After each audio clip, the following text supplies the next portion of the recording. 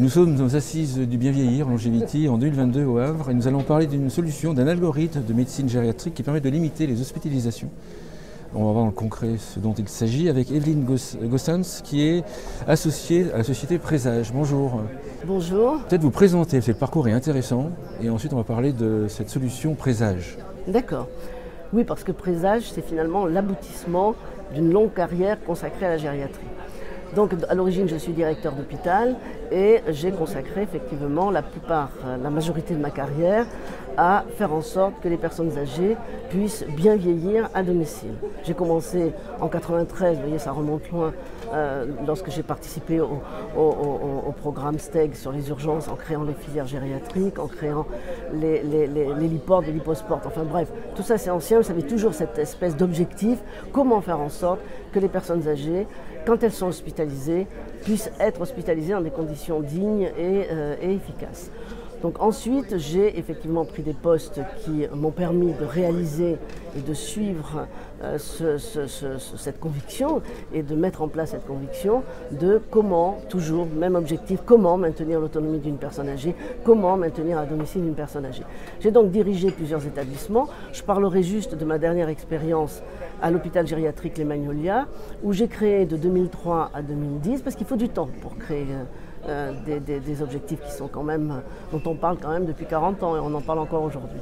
Donc j'ai créé cette plateforme de services, de parcours, c'est-à-dire qui prend tout le parcours de la personne âgée, de l'aigu jusqu'à la prise en charge à domicile mais sociale. C'est-à-dire j'avais à la fois des urgences gériatriques, j'avais à la fois du CLIC, des MAIA, des équipes mobiles, de l'hôpital de jour, des consultations, de la télémédecine, j'en passais d'autres. Bref, j'avais exactement tous les segments qui permettait effectivement à la personne âgée d'être prise en charge très rapidement et de pouvoir sortir chez elle et de sécuriser son domicile quand elle sortait d'hospitalisation. Mais ce n'était pas suffisant.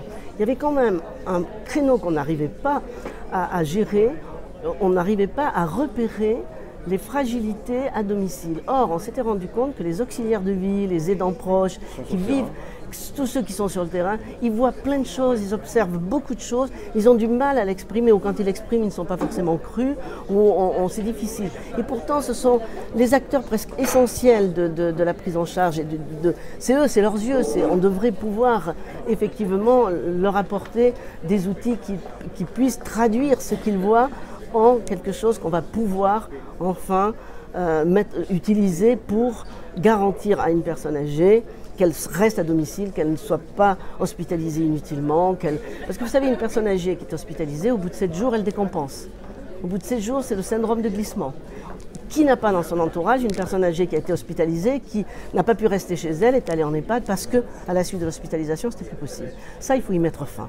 Donc pour moi, aujourd'hui, cette plateforme, il faut développer sur le territoire des plateformes, comme par exemple Olivier Lefebvre est en train de développer dans les sols, comme celle que j'avais développée au Magnolia. Je pense que ça, c'est une voie qu'il faut absolument développer, parce que tous les organismes en silo, c'est pas bon. Il faut absolument décloisonner tout. Pour ceux qui nous suivent, il y a une vidéo avec Olivier Lefebvre qui explique tout le concept qu'il a mis en place. Et ce concept, il faut vraiment, j'espère que les pouvoirs publics comprendront qu'il faut généraliser ce type de... Il faut en finir avec les cloisonnements qui empêchent les professionnels de travailler, qui ne rendent pas les professionnels heureux, parce que ça aussi, il faut y penser aux professionnels. Moi, je vois au Magnolia, quand j'ai réussi cette grande plateforme, j'ai fait passer l'absentéisme de 15% à 4%, voire 5%, enfin c'était 5 après 4. Bon, ça a un sens. Les professionnels, il faut leur donner du sens, il faut leur donner envie de... Bon, bref, comment je suis arrivée à Présage? Donc, 1 an avant mon départ à la retraite, on avait travaillé avec l'ARS, avec la NAP, à un projet justement d'études du terrain. On a fait 10 000 observations on a rencontré tous les auxiliaires. Ça a duré plus de 2 ans, 3 ans, on a commencé. Vous savez, Présage n'est pas né comme ça, subitement. Ça a été un long parcours. C'est important de le dire, parce qu'il y a beaucoup de projets qui sont nés très rapidement. Mais là, on a quand même commencé en 2012. Il y a eu après l'ANAP. Après, je suis partie à la retraite. L'ARS est parti. C'était Claude Evin, il est parti. Au niveau de la CNAV, plus personne ne voulait suivre le projet. L'ANAP voulait bien continuer, mais toute seule, elle n'en voyait pas vraiment le grand intérêt. Il fallait quand même des sites. Donc l'ANAP a chargé Jacques-Henri Véron de continuer ce travail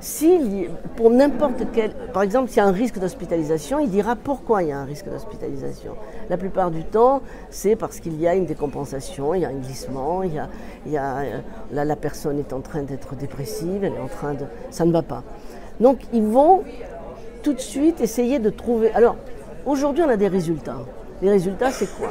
C'est qu'on arrive à éviter 80% des hospitalisations. Mais il y a 20%, ce qui est énorme. D'ailleurs, je ne parle même pas du coup de les économies que ça pourrait être pour la sécurité sociale. Mais ça, tout le monde s'en fout. 80%, si je comprends bien, ce 80%, c'est que les questions sont fiables, l'analyse... Elles sont fiables. L'analyse est fiable. Et derrière, il y a la mise en place de la réaction. Voilà, il y a la mise en place de la réaction. Parce qu'on le vérifie. Et puis non seulement on le vérifie, mais on n'a même pas à le vérifier. Par contre, ce qu'on vérifie, c'est quand les alertes ne sont pas traitées. Ça, on le sait. Parce qu'on ne peut pas laisser, on est dispositif médical, on ne peut pas laisser des alertes. Mais en principe, ça n'arrive pas puisqu'on détermine en amont. Et c'est vrai que travailler avec des plateformes comme celle d'Olivier Lefebvre ou des filières gériatriques, comme on le fait avec Henri Mondor, travailler avec des organismes structurés, c'est très facile. Je veux dire, là, moi, je suis ravie parce que j'ai l'impression que c'est pour ça que quand je dis que Présage est l'aboutissement de ce que j'ai construit, de ce que j'ai voulu construire dans ma carrière, là, le circuit, il est complet. La personne âgée, elle est vraiment prise en charge de manière anticipée. On n'évitera pas toutes les hospitalisations, mais quand vous avez mis en place ce système, automatiquement, vous aurez un retour à domicile sécurisé. Vous voyez ce que je veux dire? Parce qu'aujourd'hui, c'est quoi? Elle ne retourne pas à domicile parce qu'on ne sait pas. On ne sait pas ce qui va lui arriver. On ne sait pas qui va s'occuper d'elle à domicile quelquefois. C'est long. Et une personne âgée, n'oublions jamais, elle décompense très vite. Pas comme... Parce que c'est vrai que nous, on est plus sur les personnes après 80 ans, 85 ans. Mais ce sont celles-là qui posent le plus de problèmes. Bien sûr que c'est bien la prévention avant. Mais on n'est pas là-dessus. On n'est pas là-dessus. Vous êtes sur les personnes fragilisées. On est vraiment sur les personnes fragilisées, les personnes... Le Présage, ça fonctionne parce qu'en fait, derrière, on sait quoi faire avec le concept qu'a mis en place, la structure qu'a mis en place Olivier. S'il n'y a pas cette structure... Enfin, non, la question que je voulais lui poser, c'est est-ce que cette structure est répandue en France ou est-ce qu'Olivier est en avance par rapport? Il est en avance. Alors moi, j'étais encore plus en avance que lui, c'est pour ça qu'il le dit d'ailleurs. Voilà. Mais lui, il est en avance, il est toujours en avance. La question, c'est, dans les faits, Présage, dans les zones où il n'y a pas de structure organisée, est-ce que ça fonctionne? Bien sûr que ça fonctionne, mais ça fonctionnera moins bien. Pourquoi? Parce qu'aujourd'hui, on travaille avec des SIAD, et du moment qu'il y a une infirmière coordinatrice, du moment qu'il y a il y a des CPTS. Avec les CPTS, par exemple, qui sont des regroupements de médecins traitants, ça fonctionne très bien. Parce qu'on est sur des médecins qui recherchent un petit peu des choses modernes et qui vont les aider à répondre à leurs difficultés. Donc, moi, l'idéal, je dis bien l'idéal serait le médecin traitant. Ça serait l'idéal. C'est-à-dire qu'il faut que la coordination puisse s'intégrer. Oui, mais vous savez, il y a de plus en plus de DAC avec des médecins, il y a de plus en plus de filières gériatriques avec des médecins, il y a de plus en plus de CPTS qu'avec des médecins, il y a quand même de plus en plus donc, nous, on préfère contractualiser, sauf, on en a quelques cas, sauf, vous avez des fois donc des ça familles... voudrait dire, si je comprends bien... Vous avez des familles qui ont des médecins traitants avec lesquels elles sont très proches. La question est peut-être un peu naïve, mais ça voudrait dire qu'en fait, il faudrait des médecins traitants qui soient plutôt destinés aux personnes fragilisées. Oui, pas forcément, puisqu'on est compatible avec le DMP, donc ils ont dans leur clientèle des personnes âgées, ils ont tout le monde. Quand ils reçoivent une alerte, c'est pas compliqué d'aller cliquer sur l'alerte, et en plus c'est souvent la personne du domicile ou la famille qui les préviennent. C'est pas très compliqué. Alors c'est vrai que ça serait mieux s'ils avaient droit à une consultation. Là, je voudrais revenir sur un point, parce que certains qui écoutent l'émission doivent se poser la question. Avec 20 questions. Oui. C'est ça qui paraît surprenant. Voilà. Est-ce qu'avec 20 questions, on arrive à autant de résultats? Je voudrais un petit peu développer un petit peu comment j'ai fait. Alors ça, c'est toute la partie à laquelle moi je n'ai pas participé parce que je ne suis pas ingénieur data, je ne suis pas chercheur en gériatrie, je ne suis pas. Donc ça a été fait avec le professeur Bellemin, ça a été fait avec des gériatres, ça a été fait avec des ingénieurs data. Vous voyez, ça c'est toute la partie intelligence artificielle qui moi me passe. Moi j'ai simplement des convictions, je sais qu'on peut y arriver. Moi ce que je veux c'est le résultat. Voilà, comment on peut arriver avec ça, plus ça, plus ça, comment on peut arriver à faire ça. Et ça, vous avez des ingénieurs Vous savez, moi j'ai découvert à mon âge l'intelligence artificielle, ce qu'elle pouvait faire. C'est fabuleux. C'est fabuleux. Alors bien sûr, il faut la nourrir, hein, il faut donner les informations, mais on a quand même déjà on en est à plus près de 100 000 observations. Enfin, je veux dire, à un moment donné, en tout, on a démarré avec 20 000. Donc, vous savez, à force de croiser, enfin, alors, je sais. L'avantage de votre système, c'est que l'intelligence artificielle a déjà été nourrie. Elle a été nourrie et elle est de plus en plus nourrie. Plus on la met en place, plus elle est nourrie. Et c'est pour ça qu'on a progressé. Au départ, on n'avait fait que les urgences et l'hospitalisation. Maintenant, on est sur les risques gériatriques. Donc, et en plus, on donne plein de recommandations, parce qu'on a quand même une équipe de gériatres qui... c'est pas simplement des points verts. Vous savez, moi, j'aurais rêvé, quand j'étais en fonction, parce que j'avais aussi une EHPAD, j'avais aussi du soin de suite, j'aurais rêvé que tous les matins, l'infirmière coordinatrice appuie sur un bouton, elle voit les 100 résidents là, sur son tableau, elle voit des points verts, des points rouges, des points oranges. Vous savez, la majorité sont verts, hein, tout le monde n'est pas malade tous les matins. Hein. Donc, n'est pas à risque important tous les matins.